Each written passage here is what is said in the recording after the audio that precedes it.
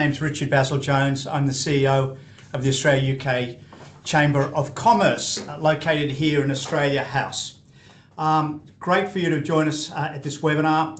As you know, the Chamber is all around supporting our members in whatever form and means that might be. It's through information exchange, it's through creating events for connections, or where possible, promoting the services of our different member companies. For today, UK visa pathways is our topic, and a very important topic indeed. Let me just start with some housekeeping. Firstly, we've got a 60-minute session, 40 minutes of which will be content delivered by Ross Kennedy at Vanessa Ganquin Immigration. Importantly, this will be recorded. This question comes up. It will be recorded, and in the next 24 hours, we will send you a note with the link to the recording, and we'll also have the contact details for Ross as well. There are a lot of questions that came in advance, which is fantastic. It helps guide the content of the presentation, and also will help shape some answers to the questions at the end of this presentation. For those that have submitted questions, with your permission, we're going to make the assumption that if we don't get to your questions, and it's likely we won't because we had about 40, and they are quite specific, then Ross will contact you, or someone from Vanessa Ganquin Immigration will contact you directly. If you don't want that to occur, please let us know. But that is the way in which we'll follow up on that particular item. Throughout the presentation, you're on mute and there's no visual of the individuals that have joined, but there is a Q&A at the top. If you can use that button to submit questions, I'll look at that during the course of this presentation and select a number of those and ask Ross as well at the end of the presentation. Let's get underway. This is really building and expanding on a webinar that we actually did back in February 2025, where we did a session around setting up in the UK, and one small portion of that was what visas are available and what can we use. It was a very important and a very well sort of engaged sort of session, and we felt a fair bit's changed in that, well, and enough changes have occurred in the last sort of 15, 16 months to host another session around this. I do know there's some people from Australia that are joining this call as well, who have thoughts and ideas about setting up in the UK. So again, highly relevant. So look, on that note, I'm going to pass straight over to Ross, and I will come back in about 40 minutes time and we'll have a Q&A session. Thanks, Ross. It's all yours. Thank you very much, Richard. Just getting the slides up and running.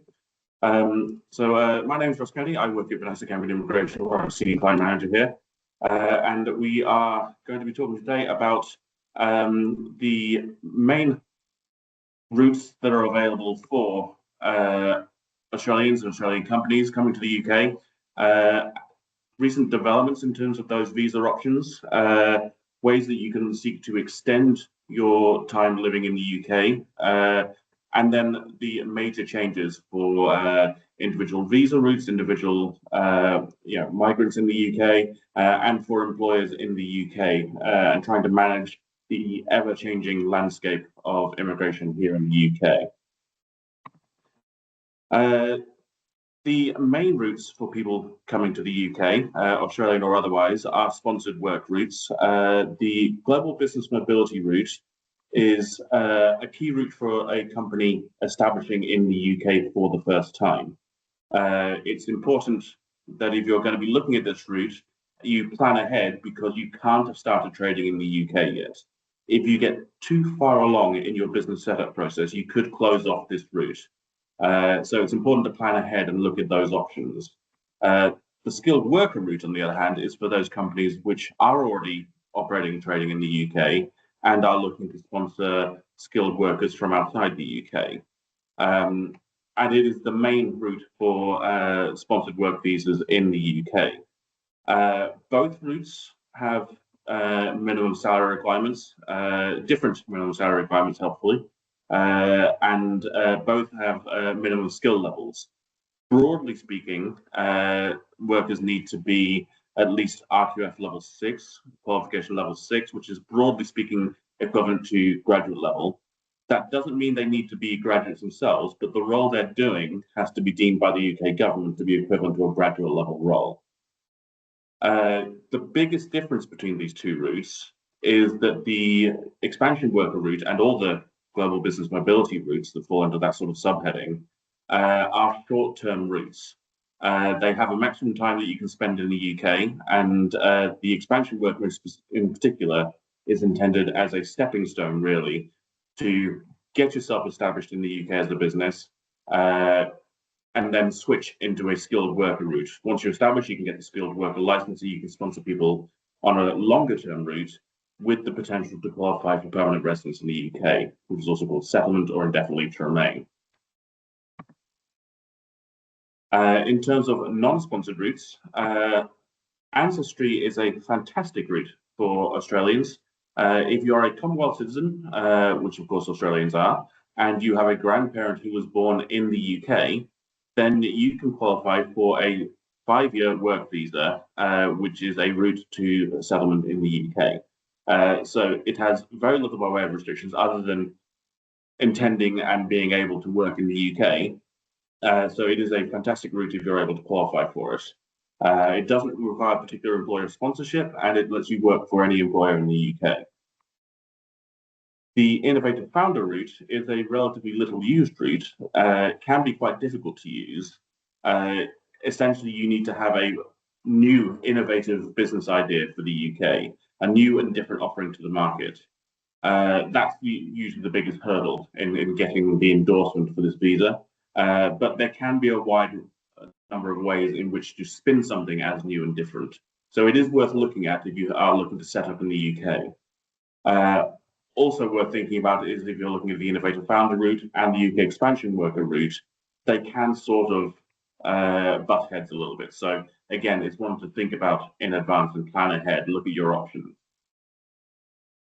The high potential individual is a route for people who've graduated from a specific list of top global universities.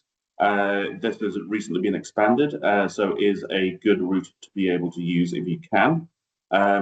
It allows a short-term visa, can't be extended, and it doesn't count towards permanent residence, but it is good for getting yourself into the UK and starting up whatever career you're trying to pursue here in the UK.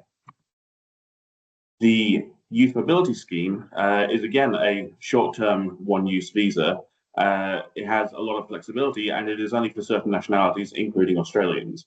And indeed, Australians have the additional advantage that the eligibility requirements are quite broad compared to some of the others. Most nationalities can't apply after they turn 31. Australian nationals can apply up to the age of 35. And while some nationalities can only get 2 years on this route, Australians can get an additional 1-year extension to have 3 years in total. So it is a good use of visas for coming to the UK, and at least in the short term, get yourself some experience in the UK, start your career, and then possibly look at other options to stay in the UK longer term. And the global talent is another of the great options if you do qualify for it. Harder to qualify than some of the others. You need to be essentially a world leader or someone who's expected to become a world leader in the fields of the sciences, engineering, art, digital technology. And there is a new route coming shortly for the design industry as well. It has very little by way of conditions on it, so you can do essentially whatever you want in the UK in terms of work, and it has an accelerated route to settlement in some cases. So it's a great route if you do qualify for it. In terms of updates for Australians on some of these routes, I mentioned the expansion of the high potential individual visa. The way this visa works, it's that the government chooses universities that appear in a list of top international universities on various different rankings, combinations of those rankings, and they've expanded it from the top 50 in those rankings to the top 100. And as a result, several Australian universities have been added to the list. The current universities from Australia are shown on the slide at the moment. It is important to bear in mind that your university needs to be on the list for the relevant year at the time you were awarded your degree. So if you were awarded your degree in 2023, you need to look at the 2023 list to see if your university was on it at that time. But this does mean a much broader group of applicants who could potentially use this visa to come to the UK. For the youth mobility, we've actually had a decrease in the annual quota of people who can apply for this visa. It's gone down from 42,000 last year to 38,500 this year. Although that might seem problematic, to my knowledge, I can't remember the cap ever actually being hit. So it shouldn't really have much impact in practice, and it's still a great route with, as I say, expanded age and visa duration options for Australian citizens. In terms of extending your stay in the UK beyond your initial visa, as I mentioned, the youth mobility scheme, you can extend it after the initial 2-year grant for a further 1 year, for a maximum of 3 years as Australians. But it's important to note you can only apply for this visa outside the UK for the initial grant. The extension could be in the UK, but you can't switch into this visa. If you come to the UK as a student initially, then after successfully completing your degree in the UK, you can apply to switch into the graduate route, which gives you, at the moment, another 2 years to live and work in the UK. That's going to be reduced to 18 months if you apply after the beginning of next year. So that duration is going to be reducing. But you can get 3 years on the graduate route if your degree was PhD or doctoral level.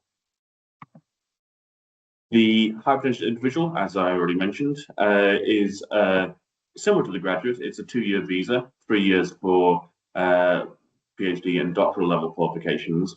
But unlike the graduate visa, you can apply from outside the UK or in the UK when you're switching from a different visa. So there's some flexibility here to combine routes potentially. And skilled worker, as I mentioned at the top, is one of the longest term routes. Is the main route for working in the UK, and it does allow you to qualify for indefinite leave to remain or settlement after spending a minimum qualifying time in it. None of these other routes here, the youth mobility scheme, graduate route, and high potential individual, none of those count time towards qualifying for indefinite leave to remain. So they're all temporary routes, and you're going to be looking really to switch into a longer term or permanent route at some point. And in most cases, that will be skilled worker. You can apply in the UK for skilled worker or outside the UK when switching from an initial visa. The problem with skilled worker, as I mentioned earlier, is the salary requirement can be quite difficult for younger people starting out in their careers. That's where the new entrant rules come in. The new entrant rules allow a reduction on the salary requirements for people who are starting out their career, people who are aged under 26 normally, or people who are switching directly from the student or graduate rules in the UK. So those are the options for extending your time in the UK and looking to stay in the UK permanently, potentially. Looking at a few worked examples on this. If you were to come to the UK initially on the youth mobility scheme, bearing in mind that that's a visa you need to apply for from outside the UK, you can have up to 2 years initially. You can then have an extension of a further year, making 3 years in the UK. At the end of that time, or possibly at the end of the 2 years, if you wanted to apply earlier, you could apply for the high potential individual visa, which is granted 2 years normally. So you could potentially have 5 years in the UK up to this point. Important to think about the timing with high potential individual and youth mobility schemes, because they both have time limits in terms of when you can be eligible to apply, but they're different time limits. For youth mobility scheme, you have to be aged under 35 as an Australian citizen, 35 and under. For high potential individual, you need to apply within 5 years of getting your qualifying award. That might mean that in most cases you might want to use the high potential individual sooner because the time limit is going to run out sooner. But it's important to bear in mind the youth mobility scheme application can only be made while you're outside the UK. So getting your 3 years of youth mobility and then switching while you're here in the UK without having to go back to Australia to make that visa application could be more worthwhile. And then, of course, once you get to the end of the high potential individual, you're going to need to switch into another visa at that point. And skilled worker is going to be the usual route for that, with sponsorship from a UK employer in a graduate level role, meeting all the minimum salary requirements. And if you're aged under 26, then you could qualify for those reduced salary requirements. As a second example, if you come to the UK as a student initially and completed at least a bachelor's level degree, then you can switch into the graduate route for a further 2 years at the moment, 18 months from the beginning of next year, or potentially 3 years if it was a PhD level course, and then switch into the skilled worker route after that. Visa for up to 5 years, and those 5 years can count on the path towards permanent residence in the UK. If you currently hold permission as the graduate, then you can automatically qualify for the new entrant salary rules, but there are difficulties with the new entrant rules in some cases. I'll come back to that in a second. Alternatively, you could switch straight from student visa into the skilled worker visa. Again, you will automatically qualify for the new entrant rules if you wanted. And this has an advantage over the graduate route in that it can be cheaper. Disadvantage being, of course, that you lose the 2 years of being able to work for any employer that you want under the graduate route. As a skilled worker, you're going to be restricted to just working for your sponsor in the UK. The problem with the new entrant rules in some cases is that there is a maximum period of time that you can qualify for the reduced salary rules as a new entrant, up to 4 years generally. And those 4 years will include any time you spend on the graduate route. So if you switch from student into graduate and then into skilled worker, your 2 years as a graduate will eat into the maximum of 4 years' time you can have on the lower qualifying salary rules for new entrants. Whereas if you switch directly from student into skilled worker, you can have 4 years straight under those new entrant salary rules. The other big differences under these example 1 and example 2 here for costs is that if you're switching from the high potential individual or the youth mobility or the graduate route into skilled worker, there are higher costs for the employer because the employer has to pay an immigration skills charge, which is an annual levy that is supposed to fund apprenticeships and training in the UK. If you switch directly from the student visa without going through one of the other visa types first, the employer doesn't have to pay that, potentially saving them £6,600 over the course of a 5-year visa, which is a large amount for a sponsor to outlay on someone, particularly at the early stage of their career. In terms of other upcoming changes, or recent changes, there are quite a few. It has been a fairly active time in terms of UK immigration. Earned settlement is the biggest change which is currently on the horizon. It is a huge sea change in UK immigration. At the moment, most visa routes, such as skilled worker, that qualify for settlement, allow you to do so after 5 years in the UK under that particular route. The government has been talking about increasing that qualifying period from 5 years to 10 years. That will be the standard increase for most people, but there could potentially be an increase to 15 years for certain medium skilled roles instead of high skilled roles. And if someone has problems in their immigration history, that could potentially add a further 20 years to the settlement route. So this is a huge potential change that could affect employers and workers in the UK. For employers, it's worth thinking about whether these added costs are going to mean that paying for sponsorship and visas for twice the period, 3 times the period, is something that employers can absorb, or whether it's worth considering having clawback clauses for your employees to try and protect yourself if they leave early after you've outlaid a huge amount of money. It's not all bad news with the earned settlement. The standard increase to 10 years There is potential that the government has proposed reductions in some cases. So for some highly paid people, that could be reduced back down to the current level of 5 years. So effectively no change for those people. And for the highest paid people, as well as for people under the Innovator founder route or the global talent routes, it's possible that that may be reduced down to just 3 years. Again, that just matches the status quo for Innovator founders and global talent who can qualify for 3 years in many cases anyway. So it's not necessarily going to be that everyone who's going to have to wait for 10 years, but a lot of people will, and some people may need to wait longer. The government originally announced these changes in May 25 as a white paper, and they ran a consultation towards the end of last year, which ended in February. They are currently reviewing the answers to those consultations, and they are considering how to actually implement this.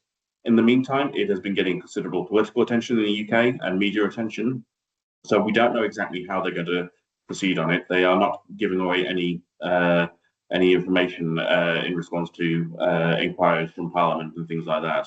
We are currently expecting that we're going to see more information in the autumn changes to the immigration rules. So that's going to be the sort of time we're going to be looking. Probably rules to be announced in around October or November. They may not come in with immediate effect. There may be a little bit of lead time. The government announced some changes to English language requirements, not going to affect Australians, of course, but they recently announced changes to English language requirements for some work routes and indefinitely to remain, and they gave 1 year notice before those rules came in. So we may see what's going to happen. The downside of all of this is, and the thing that's getting the most political attention, is that these changes are likely to be retrospective in the sense that usually visa holders in the UK, if the rules change after you're already on the visa, they don't normally affect you. This is going to be different from everything we've heard. The plan is apparently going to be that the government plans everyone to be subject to these new changes, whether they've been here for 1 year, 3 years, 10 years. You know, if you're on a route which is going to be qualifying for indefinitely to remain, you are going to be moving from a 5-year route to a 10-year route. So if you're right at the edge of your 5 years when the changes come in, you could find yourself set back to by 5 years at that point, which is not good news. But this is going to be something we're going to pay more attention to in the autumn when we get further information about these changes. Another big recent change is changes on criminality and suitability rules. There is now a new mandatory visa refusal requirement if you have a 12-month sentence or more, including suspended sentences. And that's the big change. Individuals could face refusal and revocation of their visas, regardless of how much time has passed since they got their conviction or their sentence, or since the sentence passed. This could affect people who have already got visas to the UK. They've declared their suspended sentence previously, and it's been disregarded because it didn't trigger any rules at the time. It could now affect them. So you could be in the UK already with a visa, and a suspended sentence could mean that your forthcoming extension application or indefinitely to remain application could be refused as a result. Always worth contacting an immigration lawyer to find out if your situation is going to be affected by these rules. Another big change is the whole digitalization of the UK immigration system.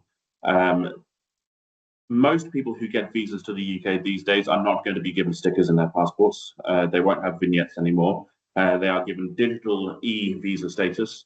If you are someone who's coming to the UK without a visa, as many Australians can, come to the UK as a tourist, for example, or for business trips, you now need to have Electronic Travel Authorisation, or an ETA or ETA.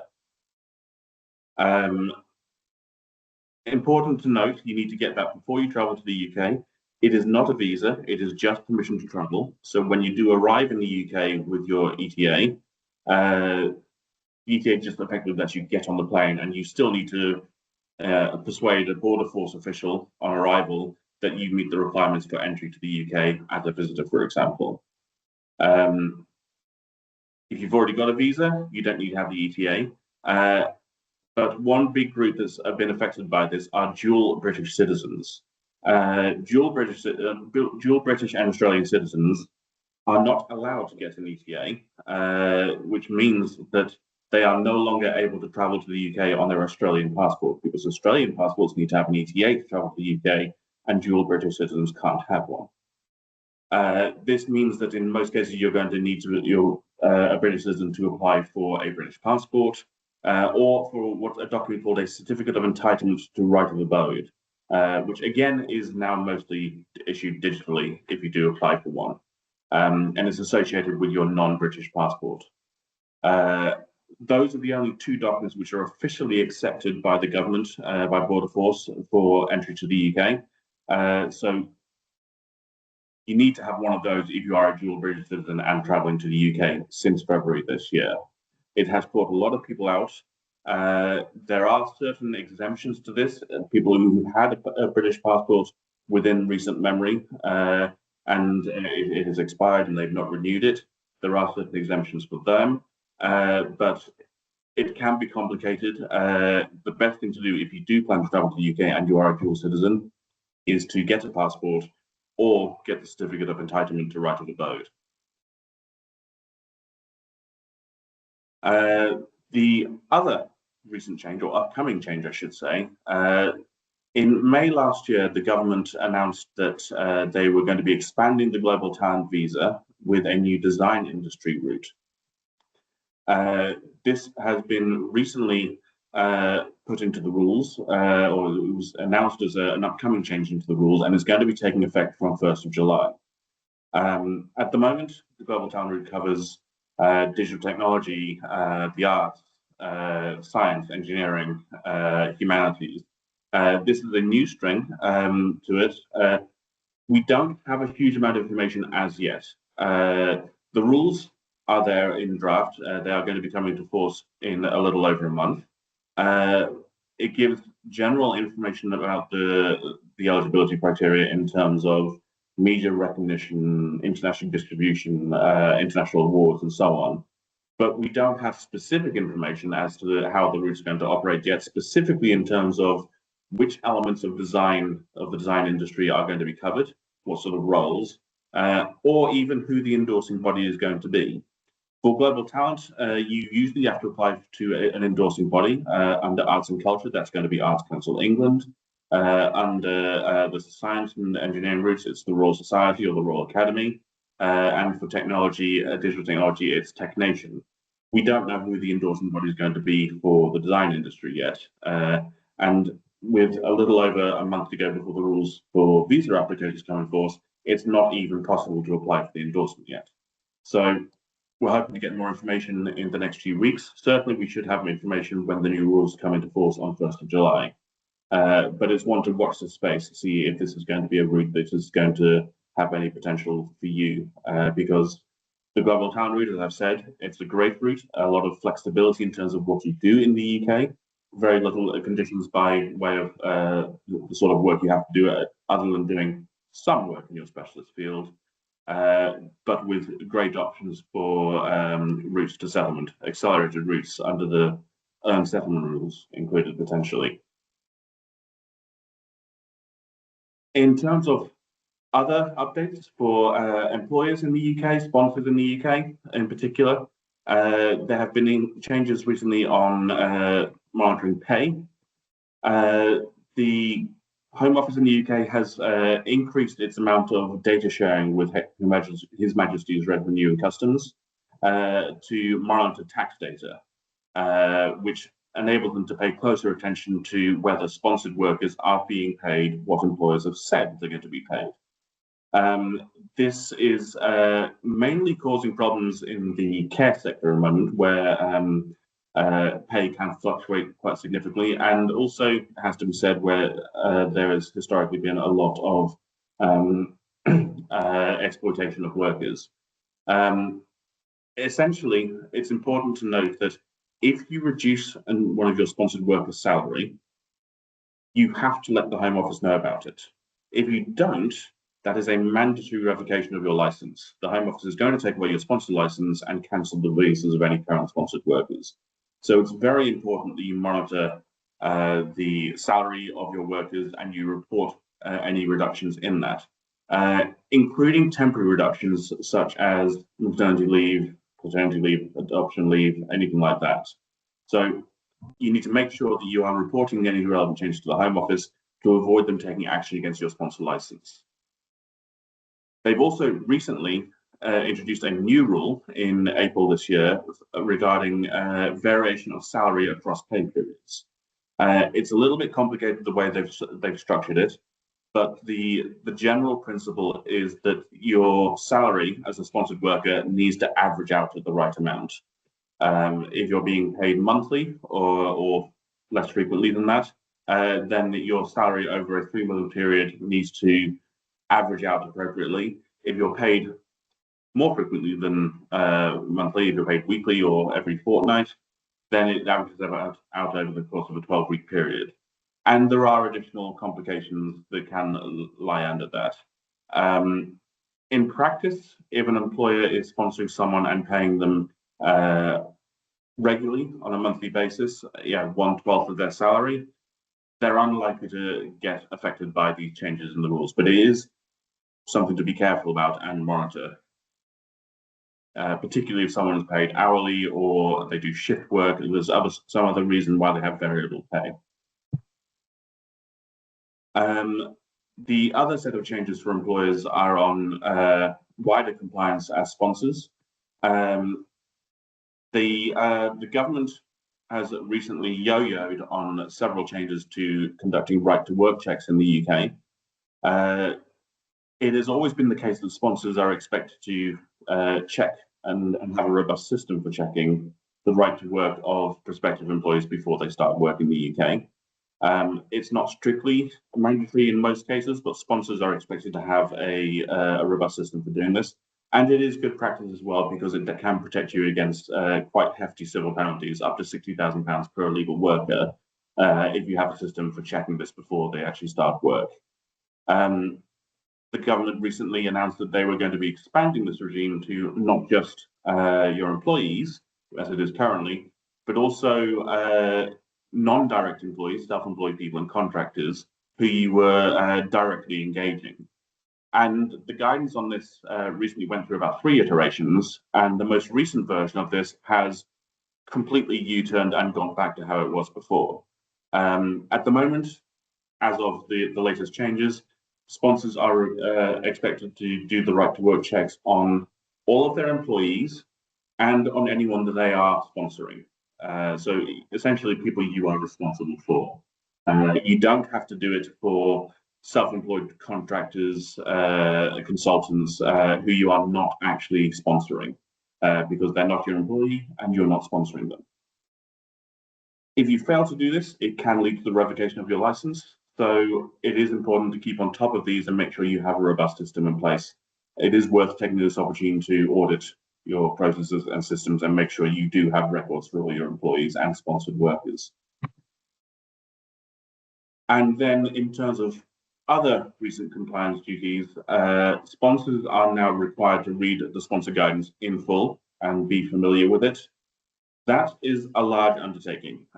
Sponsor guidance is well over 300 pages, and it is frequently changing and getting updated. There are certain update lists and mailing lists that you can sign up to, where the government will send you a notification of changes to guidance, and you can make sure you are signed up to those in order to keep familiar with this, or obviously touch base with immigration advisors from time to time. But the best thing to do is just to keep on top of it, if at all possible, and make sure you read the guidance and any changes to that. Most of the guidance documents will have changes from the last guidance at the beginning of each of the document, which can help you monitor the main things that do change. Not everyone is obviously going to need to read this, but people who are responsible for the sponsor license and the management of the sponsor license should. So in terms of preparing, for upcoming changes. It's worth doing an internal audit to ensure you have the right to work information for employees and non-direct employees you are sponsoring, if that's applicable to you. Make sure the checks were done at the right time. Make sure you have the necessary records to show what checks were conducted and they have the right to work in the UK. Not only is it expected of you as a sponsor, it can defend you against hefty financial penalties. Conduct an internal audit of your payment practices to make sure you're paying your employees and sponsored workers the required amounts, taking into account any variations in pay and the new rules on average pay over periods. And undertake some compliance training, particularly for those involved in overseeing the sponsorship management system, which is the Home Office portal for managing sponsorship. Compliance training can include the various elements of the sponsor guidance, which affect you on a day-to-day basis that you are expected to keep on top of. Those will include various record-keeping duties, monitoring of your sponsored workers, and reporting to the Home Office as and when certain things change within set deadlines.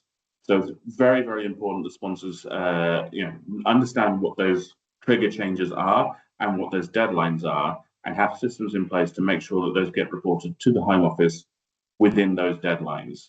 As I say, if you reduce someone's salary and you don't tell the Home Office, that can be a mandatory ground for the revocation of your license.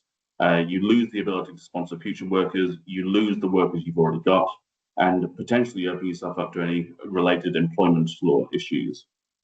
So training on compliance for sponsors is a very important area. And then finally, for the upcoming settlement changes, we don't know, as I say, exactly what the rules are going to take. We don't know who's going to be affected. We don't know what the final qualifying period is going to be in every case. It might be 10 years, it might be 15 years. It might be 5 years, it might be 3 years. For those people that could potentially be on a longer route to settlement, it's worth thinking about when to make the application. Visa fees, the immigration skills charge, and the immigration health surcharge are all subject to change, and they tend to only move in one direction, upwards. So if you were to make an application for the maximum time you can now, as opposed to choosing to sponsor someone for just 2 or 3 years, that might mean you're going to be incurring the relevant fees at a lower level than you might otherwise do if you sponsor someone for 2 or 3 years now, and then extend them at a higher cost later. One particular area where this could bite is, I mentioned earlier that new entrant rules, the reduced salary rules for skilled workers, you can only sponsor them under that reduced salary rule for a certain limited time, up to 4 years, including any time they've already had as a graduate. If someone's coming off the back of a graduate visa and they can only have 2 years as a new entrant rule, you might only be looking to sponsor them for 2 years at this point to reduce those reduced salary rules. On the other hand, if you can sponsor them for hire under the higher salary rules for a longer period, that might reduce your overall costs in terms of application fees, skills charge, and immigration health surcharge. If you are going to be sponsoring someone for longer, it's worth considering how to protect yourself in that. It's worth considering whether to include any clawback clauses in your agreements with the employees, because this could potentially allow you to recover some of those costs if the person leaves sooner than intended. It's always worth taking employment law advice on those. I'm not an employment lawyer, I'm an immigration advisor, but from an employment law perspective, I understand it's common for clawback clauses to be graduated, so you recover more of the cost the earlier in the employment that they leave, whereas if they leave later in the employment, you've had the benefit of their work for a longer period, and you would therefore reduce the amount that you're clawing back. And the government, from an immigration perspective, expects that these clauses should be reasonable and not exploitative on the behalf of the sponsor. But it's worth thinking about whether or not you can protect yourself against the potentially higher costs that you could be looking at under the new earned settlement route of 10 or 15-year sponsorship potentially. I think that covers all of the recent updates, the major updates certainly. So I think we're going to be turning to questions now. Thanks, Ross. Really comprehensive. Obviously